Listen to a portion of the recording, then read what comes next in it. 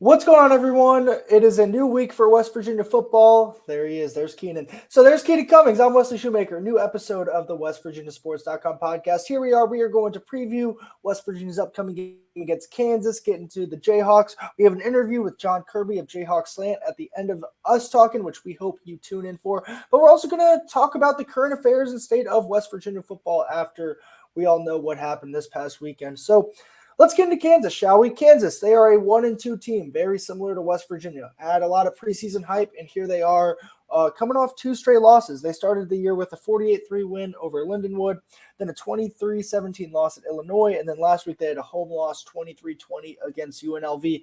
Jalen Daniels, most people know the name. He is their quarterback who can kind of do it all. He can run, he can pass, he can just do it all. This is kind of new for him. He's coming back from injury, from kind of off and on being injured for the last year or so, and so he will be in his fourth game obviously this year. But his turnovers have kind of been the Achilles heel for this Kansas offense. He has 6 interceptions on the year, 3 touchdowns. He's rushed 21 times for 100 yards and a touchdown as well. I think West Virginia fans are very familiar with his ability after what he did 2 years ago in this same spot. Behind him, they've got Devin Neal at the running back position, who is one of the most consistent players on that KU offense, if not their team in general. They've also got Daniel Highshaw Jr. at the running back position, but he has been battling a couple injuries, and his status for Saturday is unclear.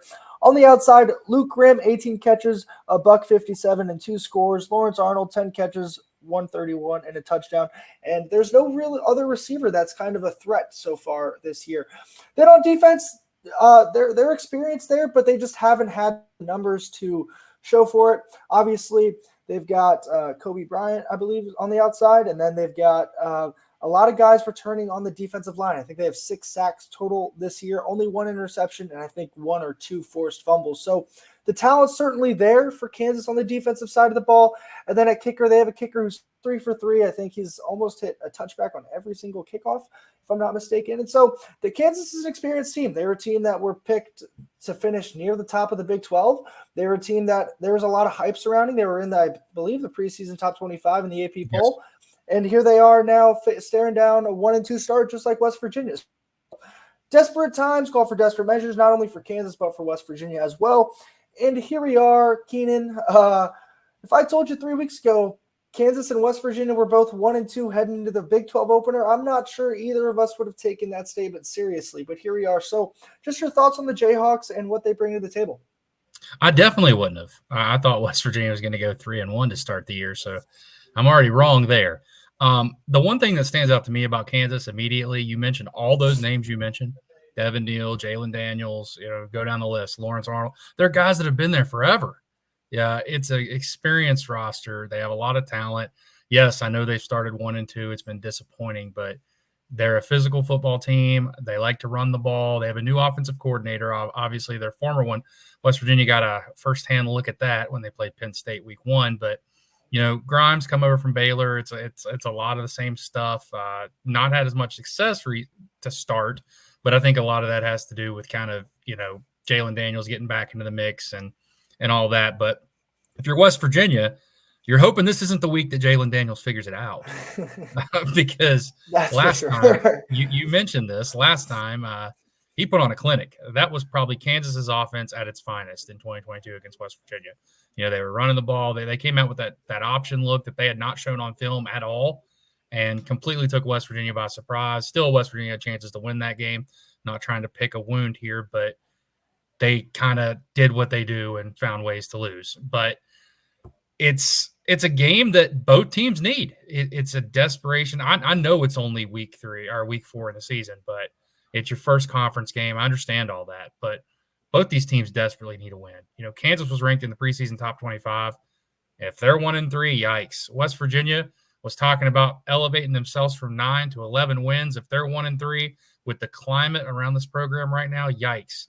This is a massive matchup, and it's kind of strength on strength, both of these. What Kansas is going to try to run the ball. West Virginia's pretty good at stopping the run. West Virginia's going to try to run the ball. Kansas is pretty good at stopping the run.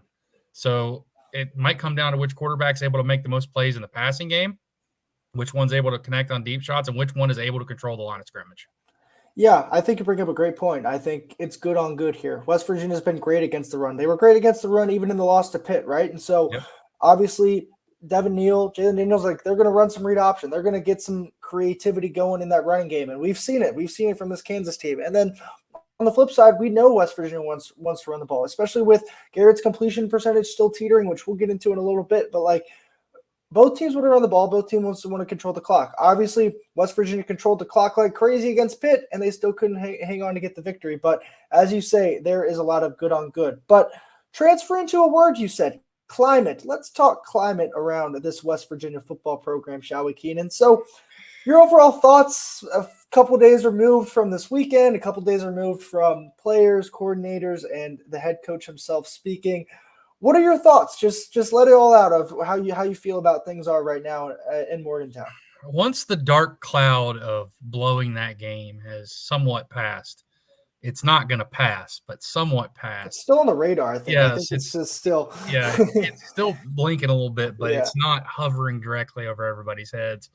I think West Virginia said all the right things this week. I think the coaches, they addressed the problems. I think I like the fact that they've owned their mistakes. I like the fact that they explain their mistakes. The problem is there shouldn't be that many mistakes, and they'd be the first people to tell you that. This isn't anything that I'm saying that's groundbreaking. You know, they understand that they messed up. They blew that game. There's no excuses for that. It's a concern, though. I mean, it's a concern that, yes, we're talking about some of these same things that are happening year to year to year with different groups of players, whether it's the players making the mistakes or the coaches making the mistakes, whatever you want to call. It's concerning, and that's why you have the fan base in the current state it's in. Yes, can you change that? Absolutely. But you have to prove it. You know, you spent all offseason talking about how good this team had a chance to be, elevating the program, taking another step, and here you are, 1-2, and not anywhere near where you thought you would be. You know, worst case scenario, West Virginia expected a competitive game against Penn State and be 2-1 going in to play this Kansas team. Instead, you got embarrassed at home. And any way you slice it, Penn State just out everything them. You play pretty well against an FCS team, but I mean, what are we going to use that as a measuring stick? And then you blow a game. I said this the other day. I didn't think it was possible to lose to Pitt worse than you lost to them in 2022, but apparently it is. So there's questions, and I think people have a right to ask questions. You know, it's kind of where we are. You know, I asked Neil earlier this week, you know, he said that personnel is personnel. He can't make any changes. So what changes can he do? And then he kind of talked about personnel. So I don't know the answer, but I think it's kind of put up or shut up time in year 6 for this coaching staff. And that's not in any way, you know, personal or anything. I think they would agree. You know, you have to take a step forward, because if you're not taking a step forward, you're either backwards, or you want to see all the things that, you know, I'm culpable in this as well. I bought into it. I picked West Virginia's 9-3, and yes, that's still a possibility, but this team has to go out and prove it. And I think people are sick of the talk. I think that's where people really are the most upset, is because there was all this fan buy-in this offseason, especially this summer. There's a lot of hype, right? Like, think back, even it's today's September 18th.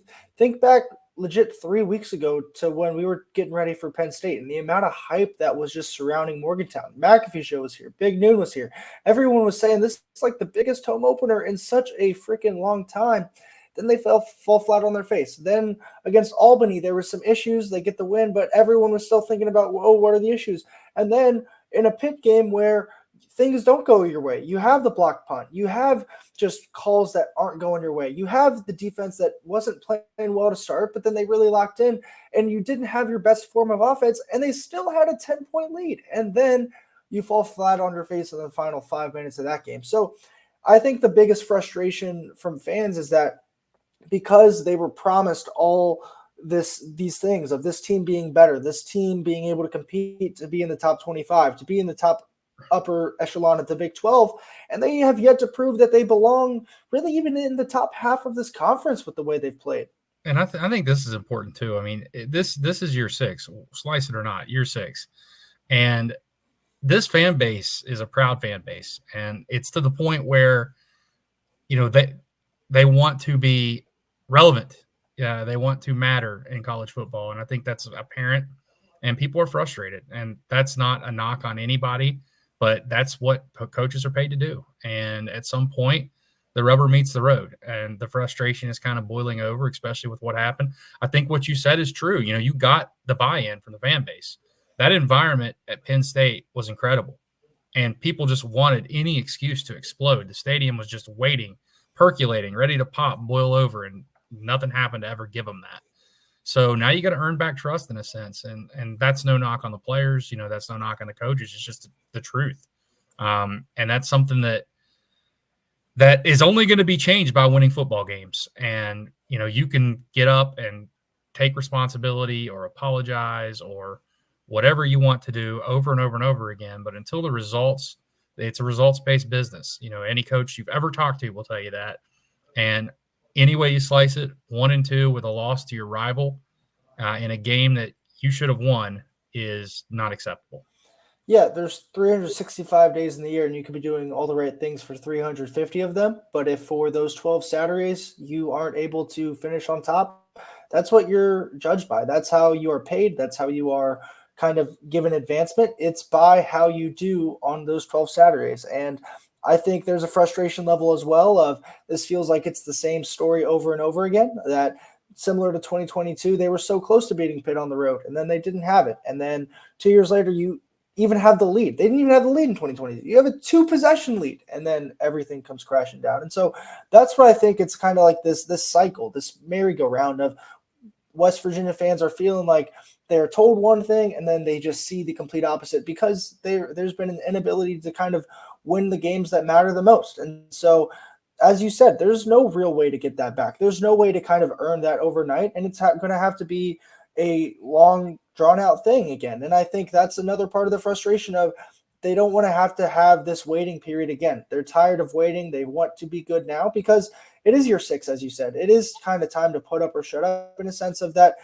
Not many coaches get 6 years out of school when there hasn't been large amounts of success, and especially not a school where West Virginia has been on a level nationally historically and how well they've been historically. And so I think that's where you get a lot of this frustration and angst is because there's an expectation level that a lot of fans don't feel has been met.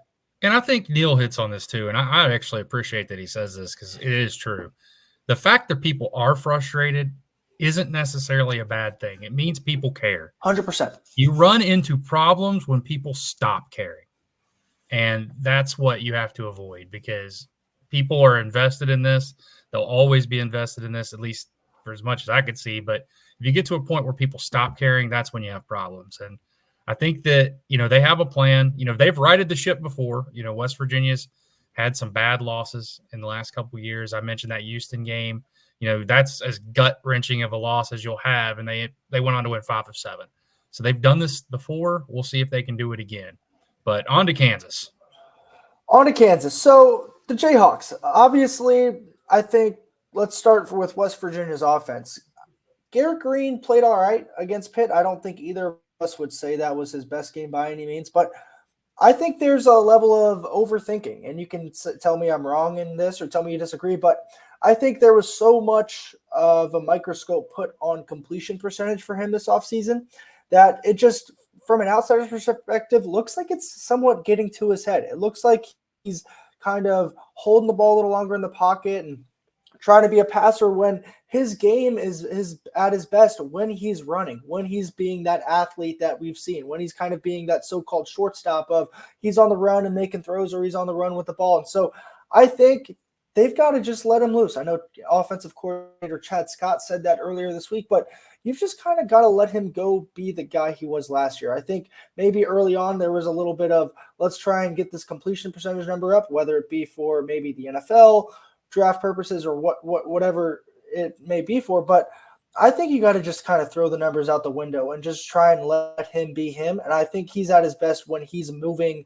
the pocket, moving with his feet and then making throws because of it. And I'm just not sure we've fully seen that yet. We've seen that at times, but I'm not sure we've fully seen that yet through 3 games. I don't disagree with the general point that you're saying. I don't think it was anything for NFL or draft or anything. I think it was more for functionality of the offense. It's hard to win football games if you're only completing around 50% of your passes from your quarterback. Right. I think that was the biggest issue. But, yeah, I agree. I think that the offense started cooking in the second half against Pitt when Green got out on the edge, started making plays, picked up yards with his feet. That's when this group's at its best. It has not been as good when he's in the pocket or just trying to throw the ball. He needs to be able to run the ball more. He needs to be able to kind of get in the read game. And that's when I think this offense is cooking. I agree with you 100%. And I do think that for whatever reason, whether it's defense is taking it away, whether it's a hesitancy from Green himself or whether it's play calling, whatever you want to point to, I don't think I've seen that element as much. You saw it against Albany. You expect to see that against Albany. You saw it in the second half against Pitt. I think if West Virginia gets more back to the offense that they were running for the bulk of the second half against Pittsburgh, they'll be all right offensively. I'm not as worried offensively as some people would be right now. I think that all the pieces are there. It's about getting it together. You got to block better on the perimeter. We don't talk about that a lot, but it's such an important part of this. And I don't think West Virginia's wide receivers have done a very good job in that department. You got to do that. We got to be able to break some tackles if you're a running back. That's been an issue at times. I think C.J. Donaldson's run really hard the past few weeks. Jaheim White's got to kind of be that explosive player and make some things happen with the ball in his hands. But I'm not as worried offensively. I think that they're going to figure it out. Now, this is going to be a test this week. This might be – Penn State's really good defensively, but this is going to be a test defensively. Kansas is very good, really good up front. They stop the run. They're pretty good against the pass as well. So, pretty balanced defense. West Virginia's going to have to earn their points in this game. Yeah, I think also let's talk about wide receivers just really quickly, but I think they've got to also continue to grow, continue to get better. Like Justin Robinson, that was a heck of a catch, but they've got to continue to make plays and help Garrett out because Garrett can only do so much. We know he's not the greatest passer of the football in the world, especially when it gets to these short and intermediate routes. So they've got to help him out and make plays as well, and I think that's a big piece going forward too. Oh, especially against a team like Kansas. They got two good corners. They got to start winning these one-on-one matchups outside.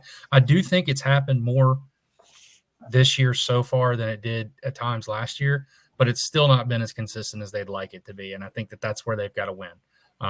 They did a pretty good job at times against Pittsburgh in that department. Then other times they didn't come down with the football. I'm not placing the blame on anybody, so don't take it that way, but this is an entirely different game. We're probably talking about something completely different if Green and Clement are able to connect on that fade. So I think that was a great play by the DB. I'm not pointing fingers. I'm just saying those are the type of plays, those contested, difficult plays that the wide receivers need to be able to make. Let's flip things around. Obviously, kind of what has somewhat been the talk of the town this week, and that is the defense for the Mountaineers. Changes were somewhat, we thought, coming. To be determined what those changes exactly are. Obviously, you asked Neil the question as you spoke about, but there was only so much personnel that you could really change. I know he talked about Jacoby Spells, TJ Crandall kind of getting more action. I've got a couple numbers on those if we really want to get into them, but I think it's just a matter of you've got to play better, and there's not an easy way or recipe to play better. You've just got to kind of find it within yourself, find it within this defense to play better because last week simply wasn't good enough. Yeah, and you got to make some plays on the ball. The topic of conversation has been that 2nd and 30 play a lot, and you look at that play. There's 2 DBs or definitely 2, possibly 3 if you want to look at it. Right 3 guys when you get And nobody even got their head around or tried to make a play, and I think that right there is a problem. They've had issues sometimes with drops out of their underneath guys. Some safeties off and stuff, but corners got to make some plays. They've got guys there. I don't think any of these guys forgot how to play football. They got some transfers that have played at a high level before. So I think it's just about making it happen, getting it together. And, this staff's shown the ability to turn it around in the past defensively. I think they can fix it. You got to hope it happens sooner than later.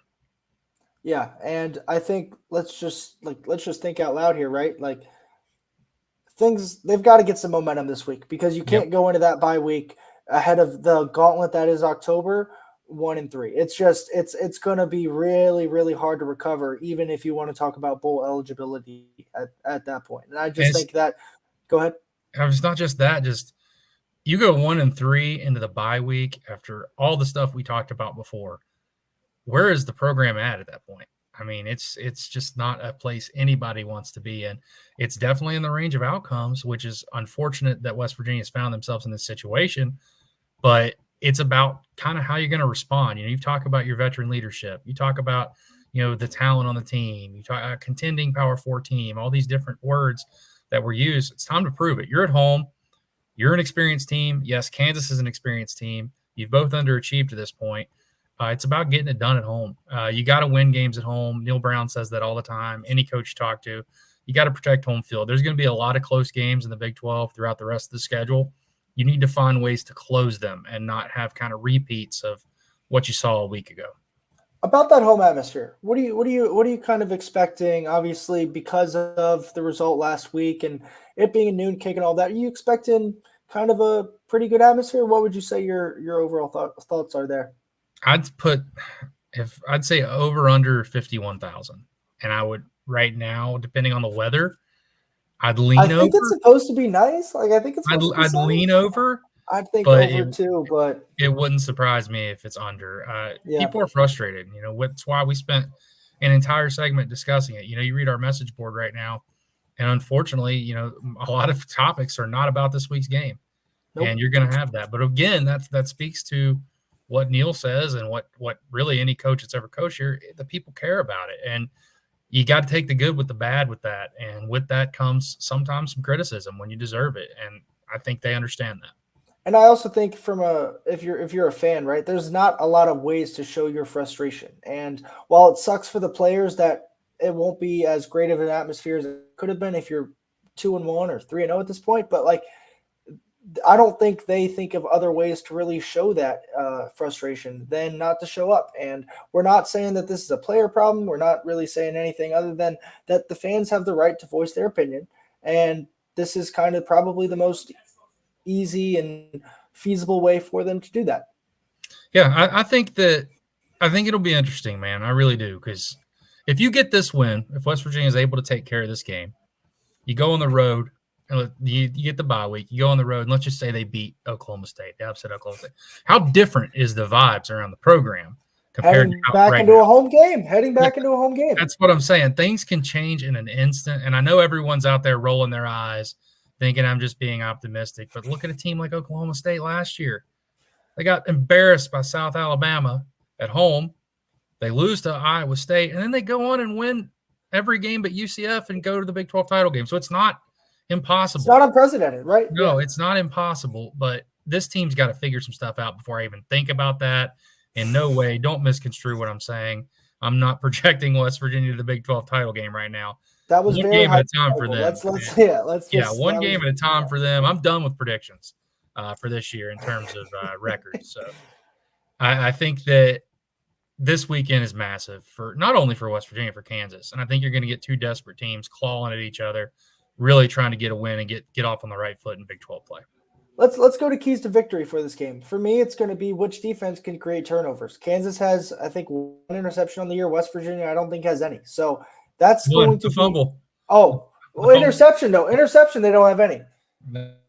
So there's got to be a secondary that kind of. You got to make a play on the ball to get an interception. Yeah, that's also true. You also have to turn around. But I just think it's whatever defense can kind of come up and make a play. I think that's been the big question mark for West Virginia is, can you have someone make a play? And that's been Kansas's weak spot of Jalen Daniels has thrown an interception 6 times. They've turned the ball over. So if you're West Virginia, can you capitalize on an opportunity that you might have? And if you are West Virginia on offense, can you keep the ball? Can you keep it out of danger? Like, I think if it's not for that block punt, West Virginia is in full control of that game. And so there's obviously the what if game that we can play every day of every year. But for me, it's like, which defense is going to make plays and which offense is going to keep the ball out of harm's way. And I feel like you can say that for every single game ever, but I think it's even more so here with a defense that has shown the inability to make plays thus far, and with a team like Kansas who has turned the ball over this year. Yeah, you should listen to our expert analysis all the time, because I'm also going to say I think it comes down to running the football. Which team runs the football more effectively, and then which one can make the most plays splash in the pass game. I think it's that simple. And then more importantly for either of these teams, which one of them is able to pick themselves up off the mat, stop feeling sorry for themselves, and go out and play good football, because I don't think either of these teams are as bad as their record right now. I really don't. I think I've seen signs that West Virginia can be a really good football team. You know, I've talked to John this week. They've seen signs that Kansas can be a really good football team. They just haven't shown it. And unfortunately, as we mentioned earlier, you are what your record is in football. So it's about which one of these teams can kind of get up, dust it off, and realize that you still got 9 games left in the season. What is it going to be? How do you want to be remembered? And I think that it starts this week for West Virginia. Long way to go for sure. So prediction time. I went first last week, so it's just by the nature of things, it's your turn to go first this week. So deep breath. What would you say is a prediction for you this week? Flip a coin in this game to me, but I do feel like West Virginia at home. I'm doubling down. I think that they're going to take care of business. It's not going to be the prettiest game. I think it'll be a fun game to watch. I don't know if it'll be the prettiest game, but I think they are going to get it done and win this game, head into the bye week with a little bit of momentum before they got to go into Gundy's House of Horrors. I guess I'll triple down, and I'm reluctantly doing that. However, I just think that this team is senior-led, and there's a level for anyone who's ever played sports, whether it's in high school, college, whatever. Like when you're a senior, things start to kind of be like, oh, crap, like it's now or never. And so it's never been more now or never for this West Virginia team. They're at home. I think that's a big piece of it. Hopefully they get some home cooking if you're a Mountaineer fan. And I just think that Jalen Daniels isn't quite there yet. And I think that Garrett Green will outplay him, as crazy as that might sound right now. But that's where I think we're at. I think this defense can really only take a step forward. I mean, it's hard for me to look at this defense about how they played throughout the second half because of the end result with those last 2 drives. But we've seen this defense play all right last week. Played really well in the second half for the most part. It's a matter of which version are you going to get? And when it comes time to push to shove, like what are you going to get? So I'll take West Virginia in a close one. I'll go 33-27. I love your zany scores. Like they're always listen. But I think too, like to point one thing about this game and about this season in general, every preseason interview, what did the player, when you ask players about something, what they talk about? Getting to Dallas, getting to Arlington, getting to Dallas. Let's go. That was the focus. And that's a big thing behind my pick, because I don't think you just forget that because you've had some. That was the first thing out of Garrett's mouth after the pit loss is everything's still in front of us. Yeah, that's the focus to me. Like you said, you got senior leadership. You're not going to forget. You still got 9 games left, and you can completely rewrite your season. For as bad as things have gone, you can completely rewrite your season. And I think that, this team's going to kind of buckle up, and I think that you'll see them play better this weekend. And for my message board's sake, hopefully it's good enough to make everybody happy for a week. For sure. So we are now going to kick into an interview with John Kirby of Jayhawk Slant to get into everything Kansas. Kickoff is set. Good stuff here. John is top notch. He was really good. Great interview. Kickoff set for noon on Saturday. We will obviously have all of your coverage. And here is the interview with John. We are pleased to be joined by John Kirby of Jayhawk Slant to help us learn about everything Kansas ahead of this weekend's game. So, John, we appreciate you taking the time. Just first things first, Kansas's 1-2 start. I feel like it's kind of a similar story to what we've experienced here in Morgantown with West Virginia. Now, the 1-2 start is kind of unexpected, but what's your take on Kansas's first 3 games of the season so far?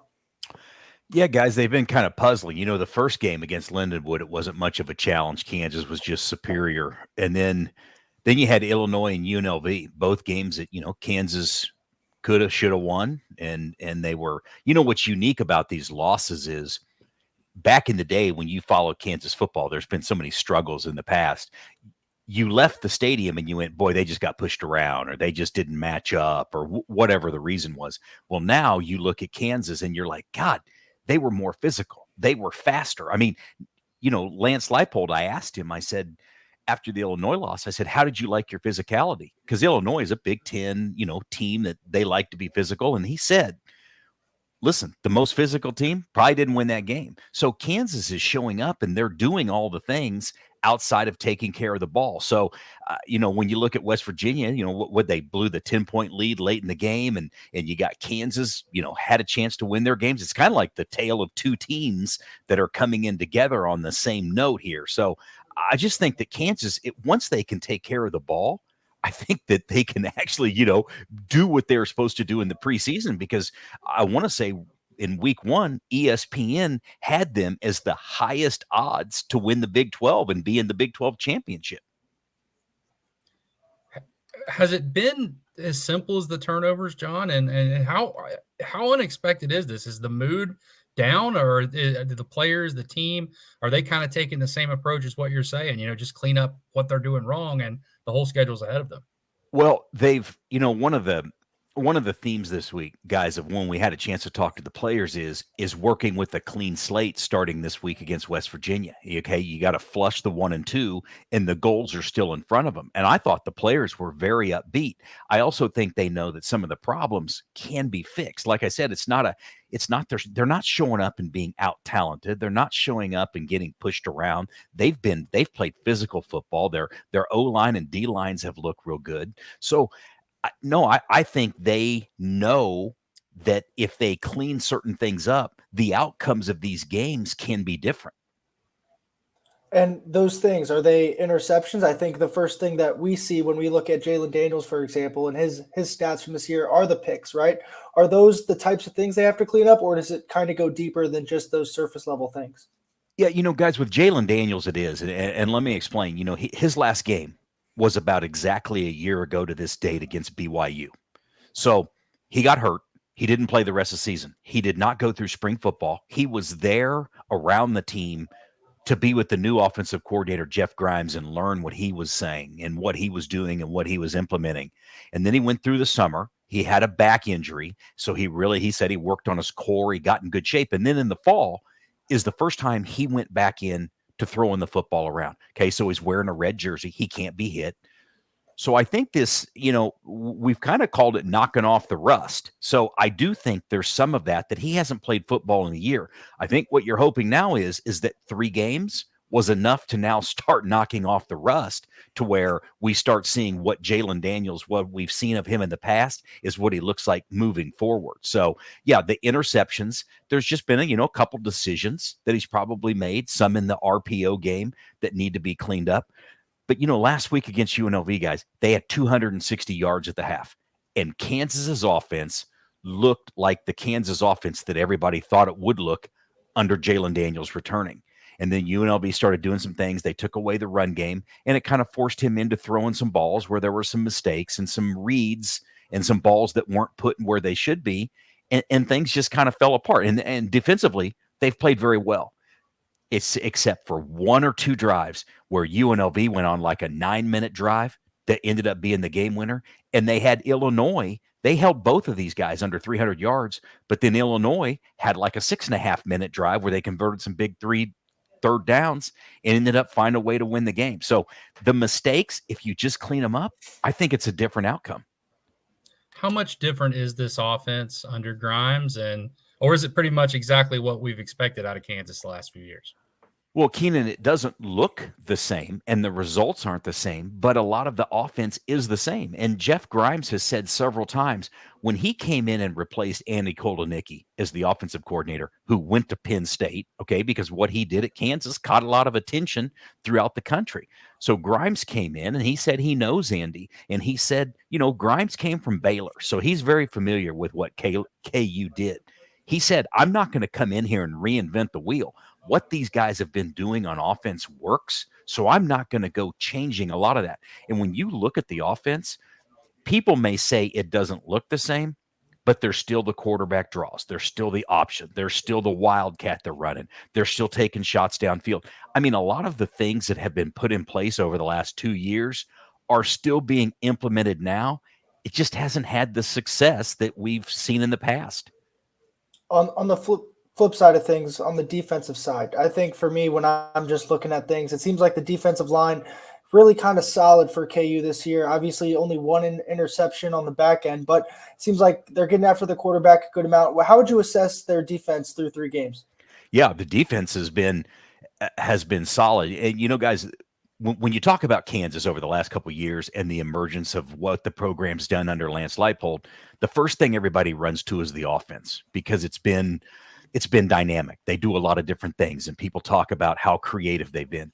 But last year, Kansas in 2022 was 12th in the league in defense. Last year, they went to 4th in total defense. That's a pretty good jump. Right now, they're sitting at number 4 in the conference in total defense.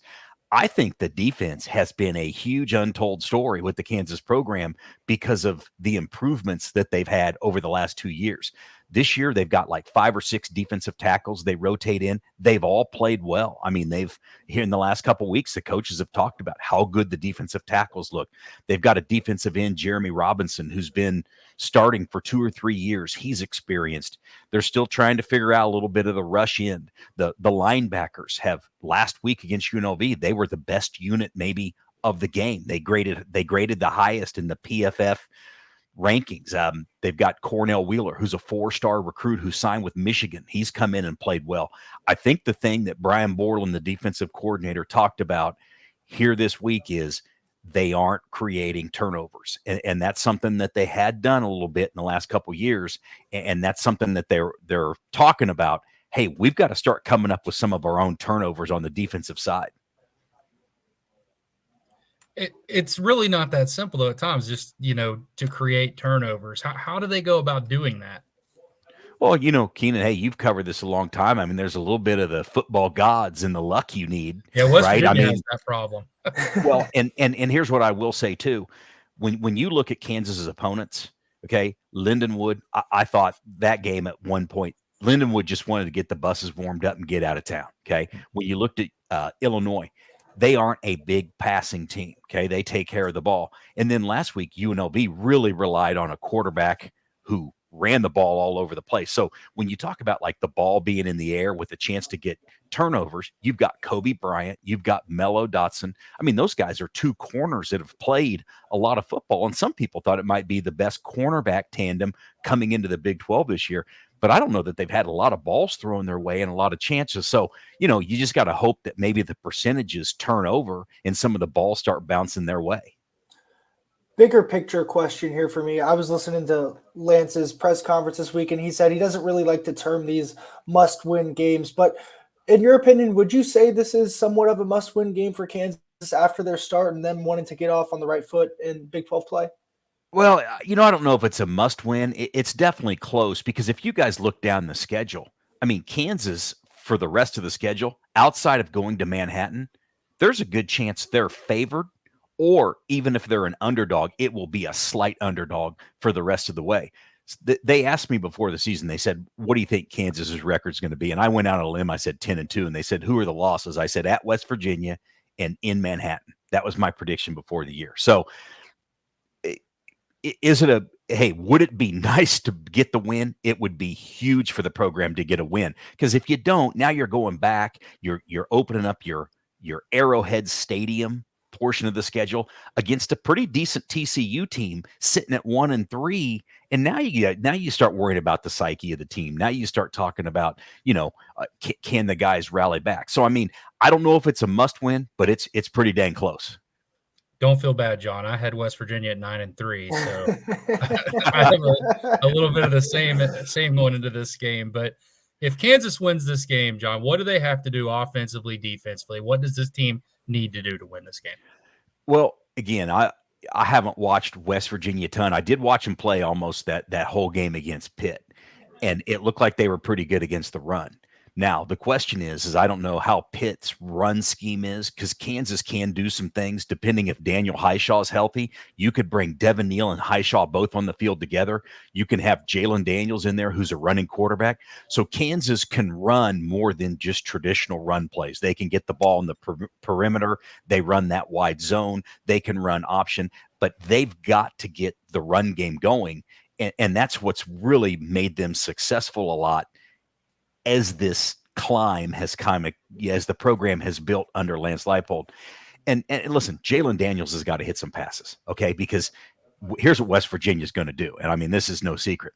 They're watching that UNLV game, and they're watching UNLV. And when they forced Daniels to throw, that's when KU got in trouble. When they took away the run game. So I guarantee you West Virginia is going to stack the box. But I still think Kansas can run against stacked boxes because they have so many different ways to do it. What about a prediction? If you have to give a prediction for Saturday, what would it be? Yeah, guys, I'd say if you flipped a coin, you might have a better chance than trying to be analytical about it. I agree. I'll tell you what I'm going to do, and I'm actually going to flip on what I said in the preseason. I just felt some urgency this week from the Kansas guys. They've got 30 seniors on the roster. Okay, this is an experienced team. We said this last week, though, going into UNLV, hey, the seniors are going to rally. Well, at what point are the seniors going to rally? So I'm kind of, we talked about it being a must-win game. I'm kind of coming back and putting that on the close to must-win, and I think that they're going to find a way. I think this game's going to go down to the last drive. And, again, it could go either way. But I'm going to go ahead and go out on a limb and change from what I said back in August. And I'm going to go with the Jayhawks 31, West Virginia 28. I think that I could see that score either way. I think that that's a fair assessment. These are two desperate teams, two teams that need a win. And like you said, West Virginia's in the same situation, a veteran team, a lot of seniors. It's kind of, you don't want to say must win game 4 of the season, but it's almost now or never for these two teams. Yeah, there's no doubt. I do think this 11 a.m. kick, at least it's 11 a.m. here. It's going to be a fun game to watch. It should be a good game. It should be a physical game because Kansas, the one thing they have not been pushed around, and they've been physical. And when I watched West Virginia the other day, they're physical too. They're pretty good up front on both sides of the ball. So there should be some good hitting.